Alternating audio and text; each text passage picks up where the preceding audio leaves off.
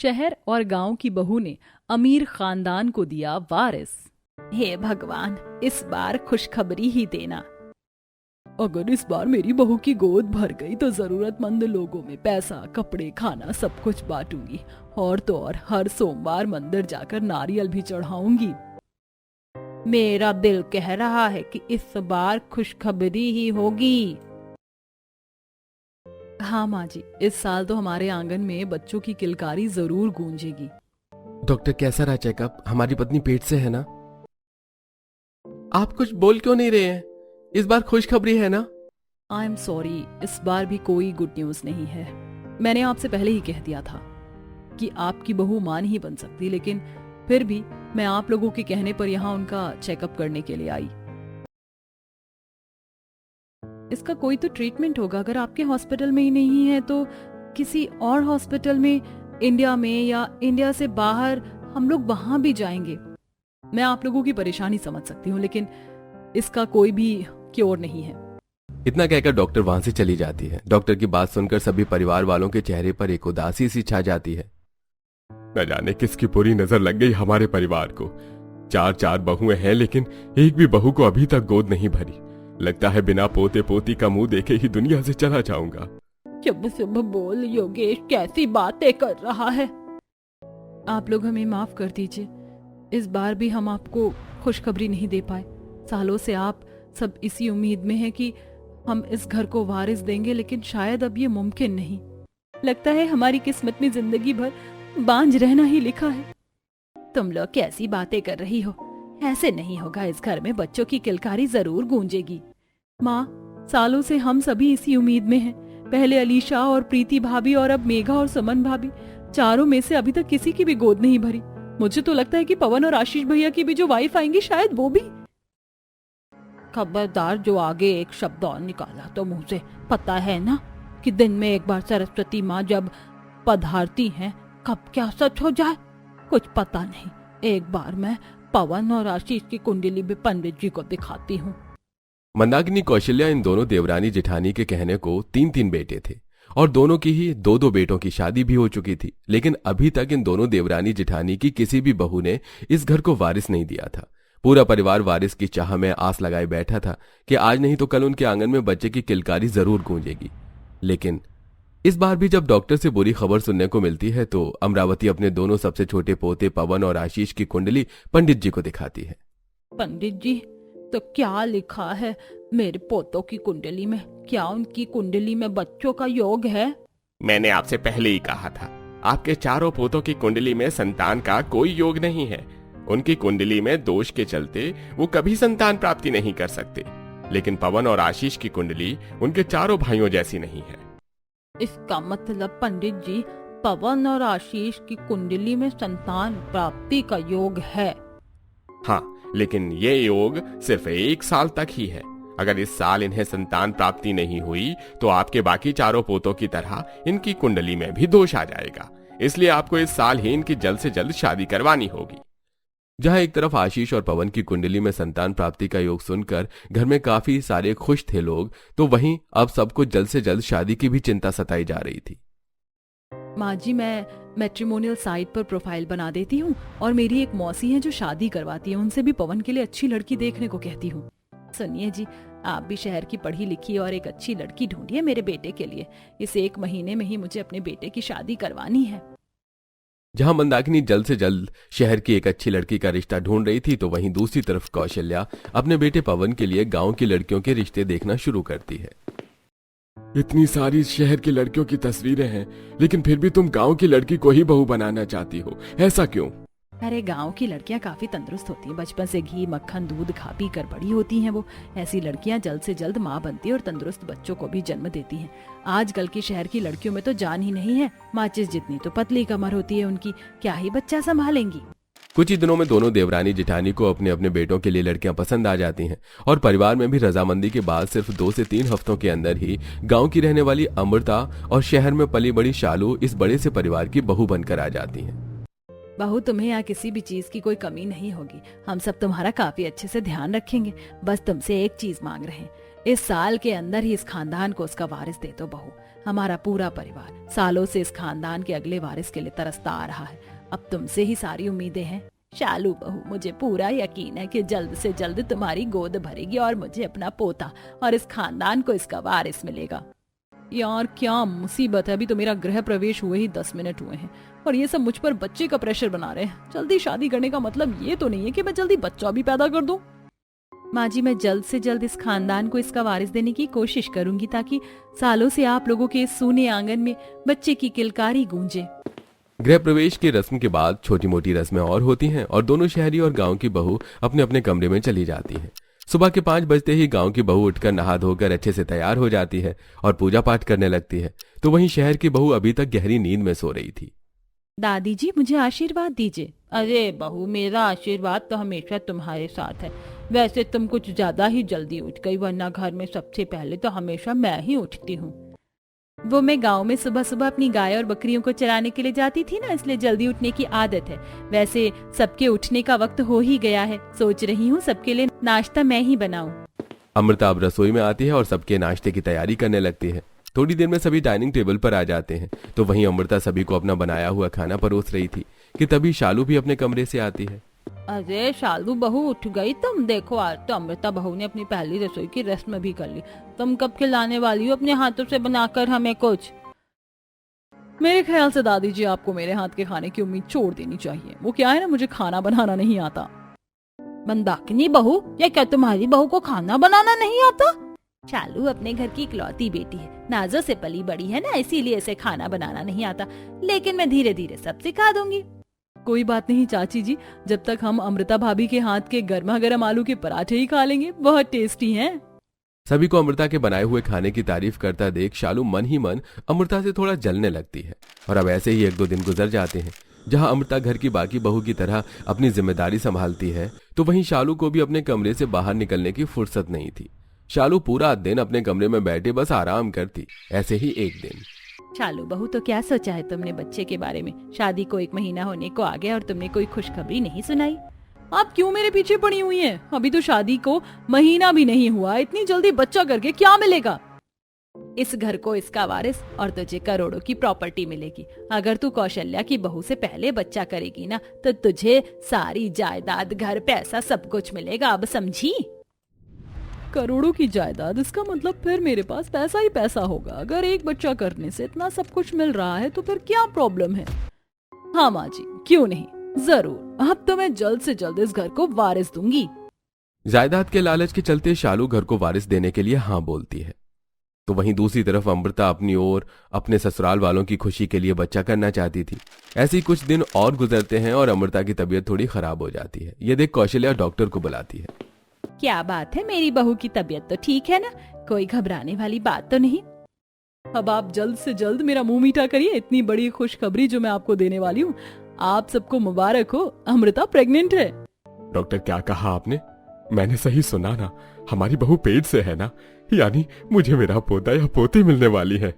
हे भगवान, आखिर तूने मेरी सुन ही ली। आज जाकर 151 नारियल चढ़ाऊंगी मंदिर में। मुझे तो यकीन ही नहीं हो रहा है। भैया, सुना आपने? मैं पापा बनने वाला हूँ।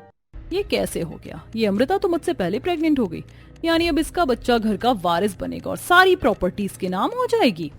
अमृता के खुद से पहले प्रेग्नेंट होने पर शालू काफी ज्यादा किलसती है। मंदाकिनी को भी अपनी बहू के लिए थोड़ा बुरा लगता है, तो वहीं अमृता काफी ज्यादा खुश थी और अब घर में सब अमृता का काफी अच्छे से ध्यान रख रहे थे, जिसे देख शालू को बिल्कुल भी अच्छा नहीं लगता। हर रोज की तरह शालू तैयार होकर बाहर जा रही होती है कि तभी वो बेहोश हो जाती है, जिसे देख सभी डॉक्टर को बुलाते हैं और चेकअप करने पर पता चलता है कि शालू भी पेट से है। सही कहा है किसी ने, जब ऊपर वाला देता है तो छप्पर फाड़ के देता है। जिस खुशी के लिए हम इतने सालों से तरस रहे थे, भगवान ने उसी खुशी को दुगनी करके हमारी झोली में डाल दिया। जहाँ सिर्फ अमृता अपने बच्चे के लिए खुश थी, तो वहीं शालू को भी अपने बच्चे की कोई फिक्र ही नहीं थी। उसे तो बस जल्द से जल्द बच्चा पैदा करके अपनी सारी जायदाद अपने नाम करवानी थी। ऐसे ही अब 1-2 दिन गुजर जाते हैं।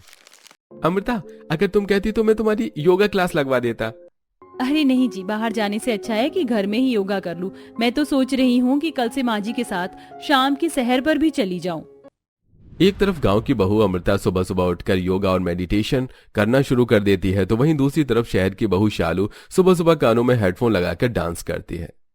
धीरे धीरे इकरार में, कभी कभी इंतजार में, उसके ही प्यार में झूमे जिया रे, क्रेजी किया रे, वो क्रेजी क्रेजी किया रे, ओ क्रेजी क्रेजी किया रे। गाना गाते हुए डांस कर ही रही थी कि तभी मंदाकिनी आती है और उसके कानों से हेडफोन निकालकर, तेरा दिमाग तो नहीं खराब हो गया है? शुरुआती महीनों में सबसे ज्यादा ध्यान रखना चाहिए और तू है कि कानों में हेडफोन लगाकर डांस कर रही है। माँ जी, मेरे साथ मेरा बेबी भी तो डांस कर रहा है ना, वो भी खुश है। पागल लड़की, शुरुआती महीने में बच्चा बनता है, पेट में इस तरह उछल कूद करेगी ना तो बच्चे की शेप बिगड़ जाएगी, समझी? इतने सालों में पहली बार घर का चिराग जलने जा रहा है और तू है कि चिराग जलने से पहले उसे बुझाने में लगी हुई है। शालू का मुंह बन जाता है। थोड़ी देर में शालू जब नीचे नाश्ते के लिए आती है तो देखती है कि अमृता की नाश्ते की प्लेट काफी चीजों से भरी हुई है। हर चीज में भर भर कर घी डाला हुआ है। इतना घी खाओगी तो फूल कर गुब्बारा बन जाओगी और फिर तुम्हारा बच्चा कम और हिप्पो का बच्चा ज्यादा लगेगा। मुझे देखो, मैं कितना ज्यादा लाइट और हेल्दी नाश्ता करती हूँ। ब्रेड जैम खाना कब से हेल्दी नाश्ता हो गया शालू? ऐसी हालत में घी मक्खन दूध लेना सेहत के लिए काफी अच्छा होता है, तभी तो बच्चे को प्रोटीन और विटामिन मिलेगा। तुम गांव की गवार अब मुझे सिखाओगी कि प्रोटीन विटामिन क्या होता है? इसका मतलब भी पता है? शालू, मैं भले ही गांव की हूँ लेकिन इसका मतलब ये नहीं कि गवार हूँ। तुम सिर्फ ग्रेजुएट हो और मैं पोस्ट ग्रेजुएट। तुमने आर्ट्स ली थी और मैंने कॉमर्स, तो तुम फर्क तो समझ ही सकती हो। अमृता का ऐसा करारा जवाब सुनकर शालू के मुंह से एक शब्द नहीं निकलता और अब शालू सीधा अपने कमरे में जाकर बाहर से पिज्जा बर्गर मंगवा कर खाती है। ये न्यू बर्गर तो काफी ज्यादा टेस्टी है, अब से यही मंगवाऊंगी। ये तुम क्या उठपटांग खा रही हो? कम से कम हमारे बच्चे के लिए तो थोड़ा कंट्रोल करो खुद पर। आशीष की बात सुन शालू उसके सामने तो ब्रेड पिज्जा रख देती है लेकिन पीठ पीछे बर्गर पिज्जा खाना नहीं छोड़ती। यूं ही कुछ समय गुजरता है और आज अमरावती अपने दोनों पोता बहू को बुलाती है। ये देखो, ये तुम दोनों के पतियों के कपड़े हैं। जब वो दोनों हुए थे ना तो मैंने अपने हाथों से उनके लिए ये कपड़े बनाए थे। ये टोपी, जुराब और देखो दस्ताने कितने प्यारे हैं ना। दादी जी, आपने आज तक इन्हें संभाल के रख रखा है, कितनी ज्यादा प्यारे हैं। जब मेरा बच्चा होगा ना तो मैं तो उसे यही पहनाऊंगी। लेकिन दादी जी, मैं ये कपड़े नहीं पहनाऊंगी अपने बच्चों को। पैसों की कमी थोड़ी ना है हमारे पास नए कपड़े लेने के लिए। इतना कहकर शालू अपने कमरे में चली जाती है। वहीं दूसरी तरफ अमृता अपने कमरे की दीवारों पर अपने पति की फोटो लगाती है तो वहीं बीच में भगवान श्री राम की, जिसे देख कौशल्या, माँ जी ये देखिए, मैंने पूरे कमरे में उनकी फोटो लगाई है। जब औरत पेट से हो और वो जिसकी तस्वीर सबसे ज्यादा देखती है, बच्चा भी बिल्कुल उस पर ही जाता है। मेरे बोलने से पहले ही मेरी बहू सारे काम कर देती है। आज के जमाने में कहाँ मिलती है इतनी समझदार बहू। अमृता के कमरे को देख मंदाकिनी शालू के कमरे में जाती है तो देखती है कि शालू अपने कमरे की दीवार पर कोरियन एक्टर की फोटो लगा रही है। ये तो किसकी तस्वीर लगा रही है? माँ जी, एक कोरियन एक्टर है। मैं चाहती हूँ मेरा बच्चा बिल्कुल इनकी तरह हैंडसम हो। कहाँ अमृता अपने कमरे में अपने पति और भगवान की तस्वीर लगा रही है और तू है कि ये कीड़े मकोड़े खाने वाले की तस्वीर लगा रही है। हटा इसे। अपनी सास की बात को सुनकर शालू मुंह बना लेती है और ऐसे ही कुछ टाइम और गुजर जाता है। दोनों बहुओं का 8वां महीना लग जाता है। आज अमृता को थोड़ी बेचैनी होने लगती है, इसलिए वो ताजी हवा पाने के लिए जैसे ही छत पर जाती है तो देखती है कि शालू वहाँ बियर पी रही है। तुम्हारा दिमाग तो नहीं खराब हो गया? ऐसी हालत में तुम शराब पी रही हो? ये शराब नहीं है, बियर है और इसे पीने से कोई नुकसान नहीं होता। क्या तुम्हें अपने बच्चे की बिल्कुल भी परवाह नहीं है? तुम्हें कोई नुकसान हो या ना हो, लेकिन उस नन्ही सी जान पर उसका कितना बुरा असर पड़ेगा। मेरा बच्चा है, मुझे इसकी टेंशन नहीं है, तो तुम क्यों टेंशन ले रही हो? जाओ यहाँ से। शालू अमृता को बिल्कुल भी पसंद नहीं करती थी, इसलिए आज जब अमृता सीढ़ियों से उतर रही होती है तो शालू उसे हल्की सी कोनी मार देती है, जिससे अमृता का बैलेंस बिगड़ता है और वो गिरते गिरते बचती है। तुम ठीक तो हो ना? कितनी बार कहा है सीढ़ियों से ज्यादा आना जाना मत किया करो, कहीं लगी तो नहीं? हाँ अमृता, जरा आराम से। आखिरकार मेरी तरह तुम भी तो इस घर को वारिस देने वाली हो। अमृता जानती थी अगर वो शालू की इस हरकत को घर में सबको बताएगी तो बहुत बड़ा कलेश हो सकता है, इसलिए वो चुप रहती है। जहां एक तरफ अमृता घर में सभी के साथ बैठकर हंसी मजाक करती, बातें करती है, तो वहीं शालू 24 घंटे अपने कमरे में रहती। ये देखकर अमरावती, मंदाकिनी कैसी बहू लाई है, तू 24 घंटे कमरे में रहती है। उसे जरा बोल, इतना भी आराम करना ठीक नहीं है, थोड़ा बाहर आए, चले फिरे।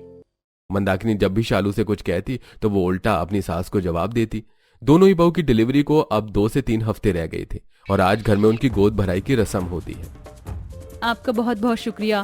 मुझसे ज्यादा मेरे बच्चों का आशीर्वाद दीजिए ताकि वो इस दुनिया में हंसी खुशी आ सके। तुम्हारा होने वाला बच्चा हमेशा खुश रहे। अमृता को शगुन और आशीर्वाद देने के बाद एक एक कर सभी औरतें शालू की गोद में शगुन का सामान रखकर और उसे आशीर्वाद देती हैं। तो शालू काफी फ्रस्ट्रेट हो जाती है और अचानक उठकर गोद में रखा शगुन का सारा सामान नीचे गिरा देती है। ये तो तुमने अपशगुन कर दिया। मैं आप लोगों से फ्रस्ट्रेट हो चुकी हूँ, मुझे गर्मी लग रही है। अब मैं ये लहंगे और गहने और नहीं पहन सकती, मैं जा रही हूँ अपने कमरे में। शालू की बदतमीजी बढ़ती जा रही थी, लेकिन फिर भी शालू की प्रेगनेंसी की वजह से सब उसे बर्दाश्त करते हैं। ऐसे ही 2 से 3 हफ्ते गुजरते हैं और आज दोनों की डिलीवरी का दिन होता है।